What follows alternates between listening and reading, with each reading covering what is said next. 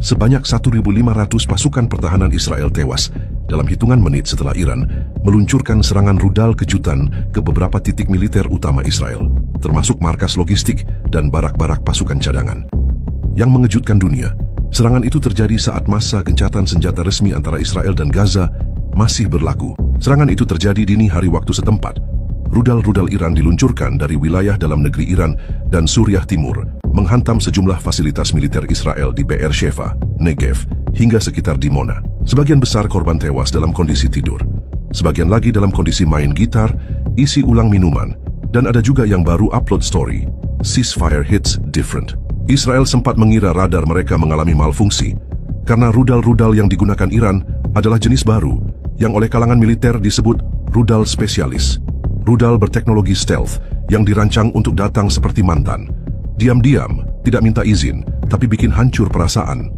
Dalam laporan awal, Kementerian Pertahanan Israel menyebut ini sebagai bencana militer terbesar dalam sejarah konflik modern, menyamai atau bahkan melampaui serangan roket Hizbullah tahun 2006. Namun yang bikin panas, kejadian ini terjadi saat IDF sendiri sedang mengklaim mendukung proses perdamaian. Sumber Iran menyebut bahwa mereka tidak asal tembak. Serangan ini merupakan respons terhadap serangan kecil Israel ke Gaza 2 hari sebelumnya, yang dilakukan secara diam-diam tanpa pengumuman publik. Mereka pikir ini gencatan senjata, padahal yang mereka lakukan gencatan otak, ujar juru bicara militer Iran sambil nyeruput teh saffron. Satelit Iran menangkap pergerakan pasukan khusus Israel yang diam-diam masuk ke wilayah Gaza beberapa jam setelah kesepakatan gencatan. Iran tidak tinggal diam. Dalam waktu 18 jam, mereka menyiapkan rudal-rudal presisi tinggi dan menyerang secara presisi. Satu-satunya pasukan yang selamat adalah yang sedang berada di toilet militer bawah tanah. Dan ketika keluar, yang mereka lihat hanyalah sisa seragam dan sendal Crocs berserakan. Media Israel awalnya enggan melaporkan jumlah korban sebenarnya. Namun drone sipil dan laporan rumah sakit membuat semuanya tak bisa ditutup-tutupi. Warga Israel panik. Kota Tel Aviv sempat lumpuh selama 12 jam. Pusat Militer Utara langsung mengumumkan siaga penuh dan Perdana Menteri segera mengadakan rapat kabinet darurat sambil menyalahkan, Iran tidak tahu arti damai, tapi juga tolong cek siapa yang mulai nyerang duluan ya. Setelah serangan rudal presisi yang menewaskan 1.500 pasukan Israel di tengah masa gencatan senjata, Iran akhirnya buka suara. Pemerintah Iran menyatakan bahwa aksi mereka adalah respons proporsional terhadap pelanggaran gencatan senjata yang dilakukan Israel lebih dulu. Juru bicara militer Iran Kolonel Reza Mahdavi dalam konferensi pers menyatakan, kalau kamu janji damai, tapi diam-diam mengirim pasukan ke Gaza, jangan kaget kalau kami kirim salam pakai rudal. Iran mengklaim mereka memiliki bukti rekaman satelit dan sinyal komunikasi yang menunjukkan adanya aktivitas militer Israel di utara Gaza kurang dari 36 jam setelah gencatan diumumkan. Kendaraan lapis baja dan drone pengintai disebut memasuki zona merah, melanggar kesepakatan yang ditekan oleh mediator internasional. Israel nyerang dulu lalu marah karena kami bales. Itu kayak maling teriak maling. Tapi rumahnya sendiri yang kebakar, tambah Kolonel Reza dengan nada sinis. Sementara itu, Komando Pasukan Khusus Iran dan Unit Strategis Pasdaran telah bersiap sejak malam pertama gencatan. Rudal yang digunakan dalam serangan ini disebut sebagai bagian dari sistem Qadr SR Mark III, rudal balistik jarak menengah dengan kemampuan stealth dan presisi tinggi. Menurut pengamat militer internasional, rudal-rudal tersebut menyerang dalam formasi spiral, membuat Iron Dome Israel bingung kayak Windows XP yang baru crash. Kecepatan luncur mencapai Mach 6, sehingga radar Israel cuma bisa bilang, loh, itu apa barusan sebelum semuanya gelap. Beberapa rudal menghantam barak pasukan yang saat itu sedang dalam jam istirahat, menyebabkan ratusan korban tewas sambil masih megang remote TV. Pernyataan keras juga datang dari Ayatollah Ali Khamenei, pemimpin tertinggi Iran. Kami tidak mencari perang. Tapi kalau kalian menyerang Gaza saat gencatan, kami anggap kalian sudah menandatangani surat izin mati. Postingan itu diunggah ke X, dulu Twitter, dan dalam waktu 2 jam sudah di-like lebih dari 4 juta akun, sebagian besar dari negara-negara Timur Tengah dan Afrika. Bahkan ada yang komen, Iran kayak customer yang sabar, tapi begitu ngamuk, langsung tutup tokonya Israel. Sebagai simbol kemenangan, warga Teheran berkumpul di Azadi Square malam tadi, membawa poster bertuliskan, kalau damai dilanggar, jangan kaget kalau rudal kami yang nyambung. Dan dari Gaza sendiri, pemimpin Hamas menyatakan, kami tidak ikut dalam serangan itu, tapi kami juga tidak sedih melihat hasilnya. Hanya beberapa jam setelah serangan mendadak Iran menewaskan 1.500 tentaranya, pemerintah Israel terlihat panik dan kebingungan. Rapat kabinet darurat digelar di bawah bunker intelijen utama, namun bocoran dari media lokal menyebut bahwa diskusi lebih banyak diisi saling menyalahkan dan sesi ngopi pahit sambil nahan emosi. Perdana Menteri Israel muncul dalam jumpa pers dengan wajah tegang dan suara serak, menyatakan, "Kami akan membalas dengan tegas.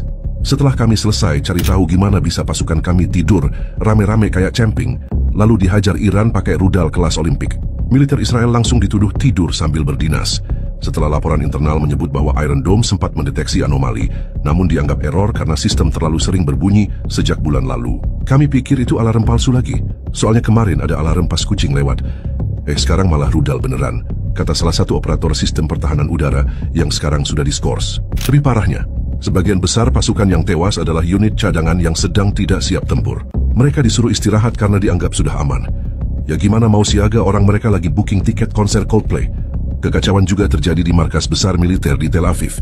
Menurut laporan bocoran ada, perwira saling lempar tanggung jawab sambil bawa termoskopi. Satu jenderal dilaporkan pingsan setelah tahu gudang amunisi senilai $30 juta ikut meledak.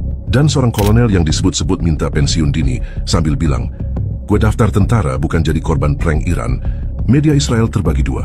Ada yang menyalahkan Iran sepenuhnya, dan ada juga yang akhirnya mulai membahas pertanyaan tabu.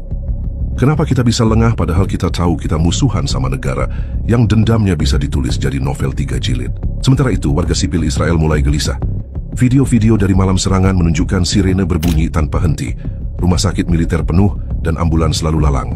Seorang warga Beersheva berkata, "Kami pikir damai itu nyata.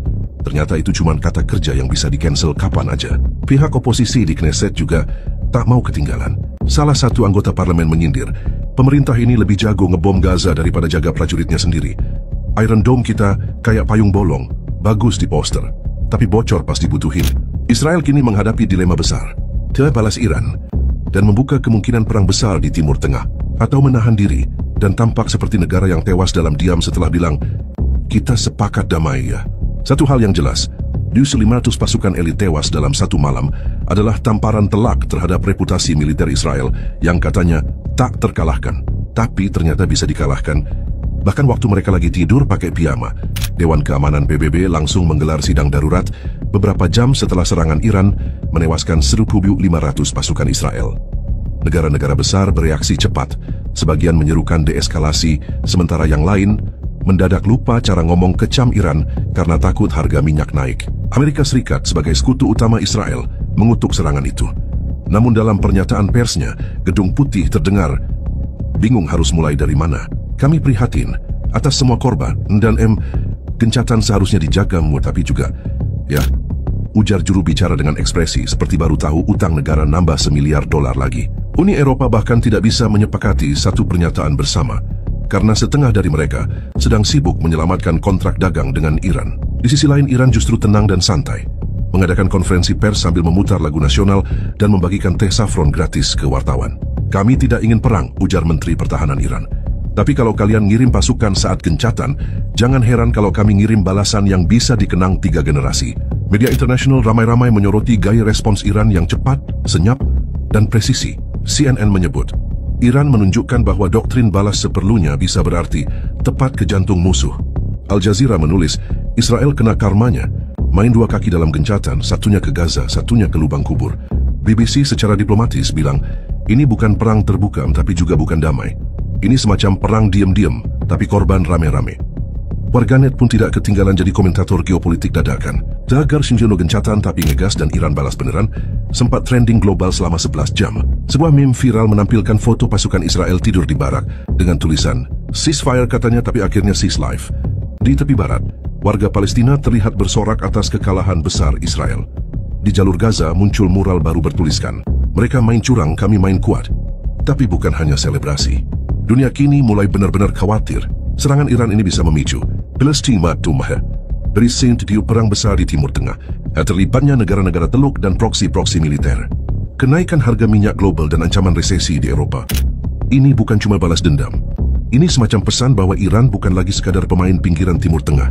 Sekarang mereka bawa senjata yang bisa ngeprank negara lain pakai korban nyata, kata seorang analis militer Turki. Sementara itu Israel dilaporkan sedang melakukan perombakan besar-besaran di tubuh militernya. Tapi belum jelas apakah itu artinya akan langsung membalas Iran atau hanya ganti jenderal yang bisa lebih pintar milih waktu tidur. Dan Iran, mereka kembali ke meja makan.